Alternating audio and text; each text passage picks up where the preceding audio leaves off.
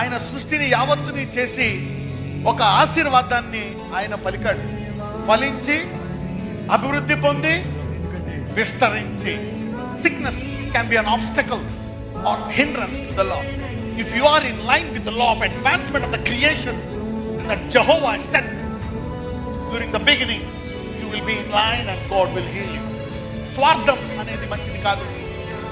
Selfishness is not a good breeding ground to enforce the law of advancement. So put away selfishness.